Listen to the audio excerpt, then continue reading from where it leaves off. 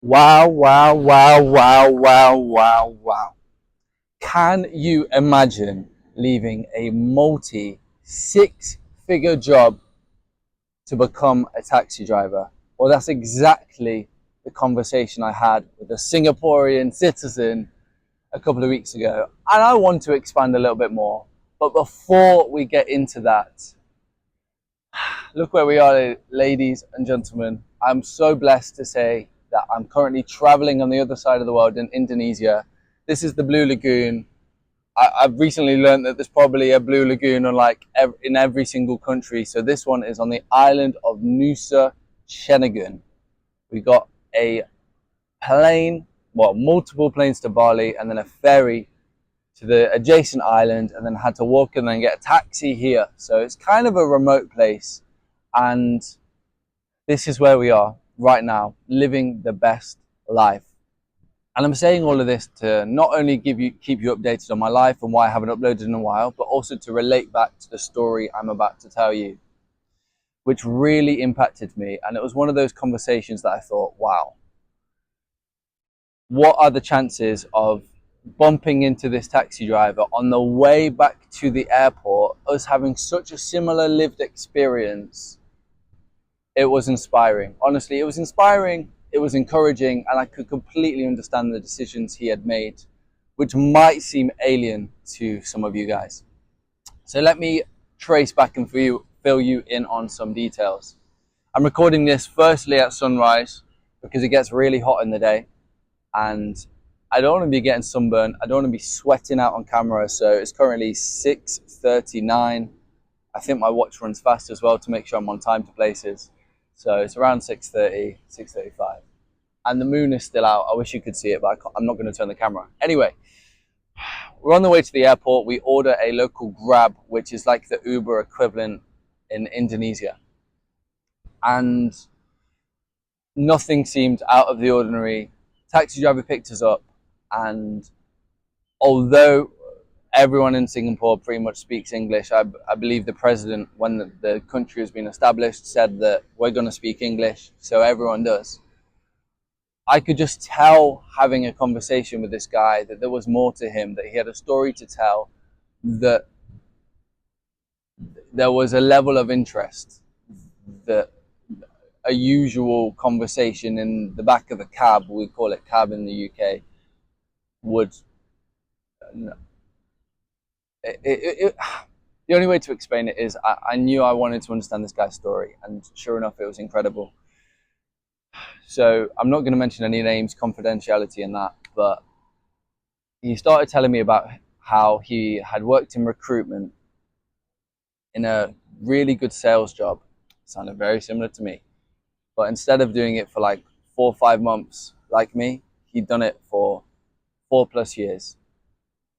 I was thinking, wow, you must have not had like a life, or you must have been so resilient, and this job role must have just been so much of more of a match for you than it was for me. Um, and then I was asking him about the setup of recruitment in Singapore. I used to work like 8 a.m. till 6 p.m. 5 days a week, like longish hours for being employed under someone else rather than being your own businessman. Okay, that was the shift I would do. However, he would be doing 6, 7 a.m. till 8, 9 p.m. So almost every hour of the working day, not 5 days a week, 7 days a week, because he said he has to be available for when his clients are outside of their own jobs. So if they're already working long hours, he has to ensure that he can access them and provide the service of finding a job for them in the hours that they are free, which I completely understand. But can you imagine doing those hours 7 days a week? And he managed to do it for over 4 years throughout COVID. And that alone blew me away.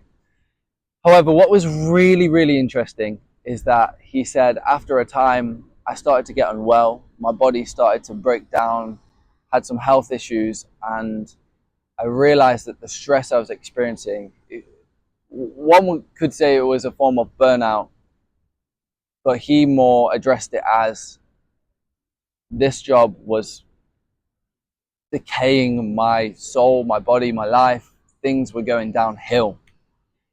And that really struck a chord with me. I'd like to think I got out really early in my role in recruitment. I do think I could have stuck at it even further, but in these types of jobs, that's where you get into the trap. I didn't get like the head salesman, this, that, the other whilst I was there in my role, but I did do fairly well in that I was completely new to sales, and I managed to bring in a sizable chunk of change to the business in the time that I was there. So I was happy almost leaving knowing that I had proven my value, not only to myself, but to my bosses who had invested time and money into educating and training me up. But the trap lies in these type of jobs when you start getting rolling commission, because often you're waiting a couple months to see the full commission check. So you're almost tied in to the job role, waiting for that money a couple months out every time. I bet some of you guys didn't know too much about that. So I just thought I'd bring that home to you so I can understand how this guy could have firstly done that job for so long, tied into the commission structures, but working those hours. Wow, I know I got out soon in my role and it was half as difficult as him in his role. And you may think taxi driver, that's a rogue choice. This guy did have, I believe he had a master's degree, like he had a decent level of education. And I'm not saying taxi drivers are not educated. I'm not saying that for one bit, but it's not the traditional route someone with an education to go down. You hear me? So we unpicked his decision a little bit more, and he said that this new job role, he feels so much healthier, so much happier. His overall well-being is so much better. He can work when he wants. Although he is still working longish hours, it's a lot less intense on him, on his body, and his life.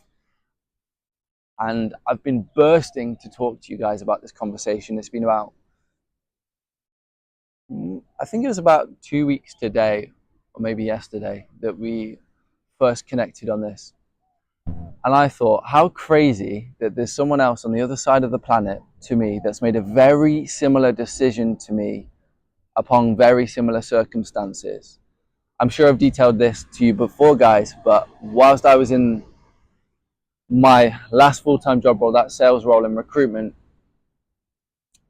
I started to feel a bit lost in myself. I started to feel like a shell of myself. I started to feel like I was just getting by in myself. I could probably put on a facade to those that didn't know me too well, but those that did know me well were concerned for me. They told me they were concerned for me, both in the moment and retrospectively. And that was just a big telltale sign, because that's never happened before in my life. I've always considered myself someone that is able to make good enough decisions that things don't get to breaking point. However, this one, I chased the money and it didn't quite work out for me. So bringing back round to the topic of this video, would you leave a multi-six-figure job in order to earn a menial salary working as a taxi driver? A lot of people wouldn't, for the embarrassment, for the pride, trying to hold on to something, the achievements, the material possessions that can get you. But you've really got to assess, how much are these things worth to me? Is my finite time worth it for me? I'm currently reading a really interesting book, and I wish I had it in front of me. I was looking down to see if my bag was here. I carry it in my rucksack, called Why, make sure this is really clear, Why the Rich Are Getting Richer by Robert Kiyosaki. It's a part 2 to Rich Dad Poor Dad, and it's an incredible book about financial education, and I would say it's a must read. I was reading that book, and it talks about how society came to be as we know it and as we see it today. Talking about how the US dollar was initially attached to the gold standard in, I believe it's 1971, but it might be 72. The decision was made to detach it from the gold standard, which allowed America to start printing money, which allowed inflation to rise, and rise as it is today. Taxes weren't even a thing until pretty much World War II, where they decided we need to put in a temporary tax to pay for the war. And now it's become commonplace. So a few things there have hopefully made you think about the world we live in today, how things have become to where we are today, and the societal pressures that we experience today. Firstly, I'd recommend you read that book to delve deeper. I'm about a sixth of the way in, but I'm really enjoying it and learning a lot of information, which is really useful to shape my mind's eye and my perspective of the world. Just like I think travel is useful to do the same thing. Reading educational books is also this does the same thing. And for me, they're entertaining because they tell stories. If it just said, do this, do that, I'd be like, no, this is ridiculous. But it tells stories. Anyway, to get back on track, society has all these pressures and you could be in a number of boats. So I don't want to just say, make sure you're making the decisions that are good for your overall well-being. Firstly, I need you to understand and try and work out your purpose and your priorities. I've talked about this in previous videos, so I'm not going to go into it in too much detail. However, it's really important to understand where you want to go. And I understand it's easier said than done, saying have these goals and work towards them. In an ideal situation, that's great. However, just like for this taxi driver, circumstances come along, life comes along, and you might be in a number of different boats. The first boat might be you're just struggling to keep your head above water. Each day itself, getting by is a battle. I hear that. Life is tough. And it's so much easier said than done. For me saying that, being out here in Indonesia, traveling around Bali, all of this. But just know, life has its highs, life has its lows. And it's okay if you're in boat 1. I'd say you're in boat 2 if you're getting by day, you kind of have those dreams, but they seem like the lighthouse of the island that these dreams are on are just in the distance. You can, every so often you'll see the light kind of shine and you can see that direction to where you need to go, but you just can't get there. I'd say boat 3 is you are actively paddling, making a difference towards those dreams. You are taking control of your life and you've made that big decision, such as I want to leave this multi-six-figure job because it's robbing me, in order to pursue my life's goal. And don't get me wrong, I'm not saying money is anything, if you're doing it for money, is a bad thing. I'm saying if you feel your overall well-being is being absolutely rocked around, it's probably not worth it, especially if you're doing it to line someone else's pocket and not building something for you. You'll learn more about that in Why the Rich Get Richer book. It talks about why growing your own business is the way to true financial freedom. And then you might be in the 4th boat, which is great. You know your purpose, you know your goals, you know how to get there, you have a plan, you action your plan every single day and you're pivoting, you are taking control, you have a mentor that you are able to follow steps, copy, be mentored by, and it's fantastic. I'm just going to stop right there because this is the 3rd time of me recording this video. I tried to record it twice yesterday but had some issues, so I'm just going to check that everything's okay and I'll be back. I'm just coming behind the camera. Okay, we're still recording, 13 minutes in, fabulous. The microphone is still on, so all signs are telling me that we are good, which is amazing.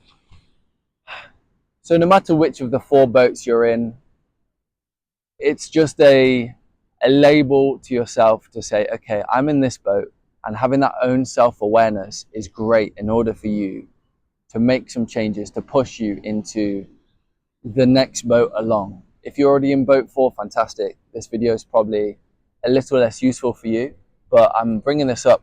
Ow, I've sat really uncomfortably on this rock. Look, it's like coral, so it's really sharp. I was going to say, if you're in boat 4, great, fantastic. Keep going, keep pushing. However, most people, due to the society that we live in, are probably in boat 2, probably in boat 1. Sadly, we are in a loneliness epidemic, a mental health crisis. It's never been more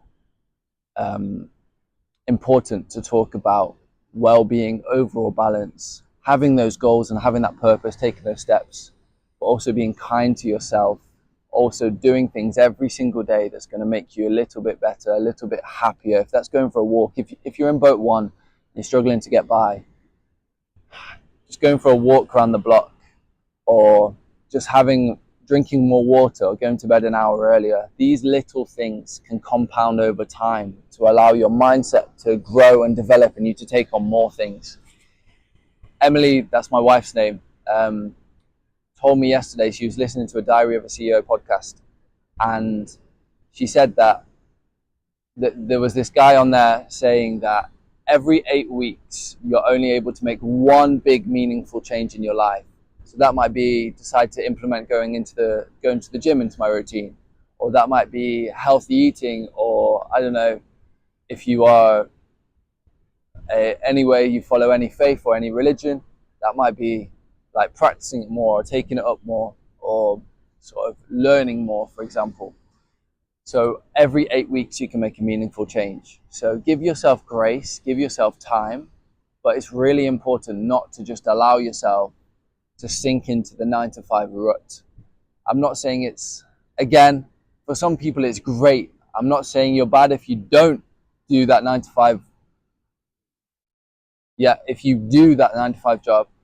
I'm just saying for some people, and most likely if you are watching this video, you believe that there's more for your life. There's more out here in the world to be explored. There's more opportunities. There's more lessons to be learned than working for that boss that you probably dislike, in the organization that you don't even know where it's going. There's just more to life. Okay, so that is today's video. I'm going to be recording a few different videos whilst I'm abroad. I think it's really important to give these insights. For me, traveling shapes my life's perspective, and these conversations shape my perspective too. And I would be a fraud if I said that I share where I'm at to you guys and update you on my journey. I share my journey. That's what I say. I talk to you about my journey. I'd be a fraud if I didn't update you with these unique insights I'm gaining and gathering whilst abroad. So I hope you enjoyed this video. I hope that you can understand which boat you're at, one of the 4 boats. It doesn't matter which one you're at, but having that self-awareness can enable you to take a meaningful action to pursuing the transfer of boats. Okay, so yeah, I hope you enjoyed this video. I'm excited to keep you updated. Any questions, connect with me on social media. And if you want one of these teas, shameless plug, I am free for those seeking freedom each and every day. For me, my freedom was found in Christ. So that's why there's a Bible scripture in the front. But I do also plan to, I know that other people find freedom in other ways, not just in terms of religion. So I don't be surprised if down the line that this scripture is removed for like a unmasked or debunked kind of, debunked? What the heck is that? An unmasked version. Anyway, I'm going off tangent now. Have a fantastic day, and I'll see you later. I'm pretty sure I will. Anyway, I'm waffling at this point. My coral scratched bum is very sore. So it's a good time to end it. Take care.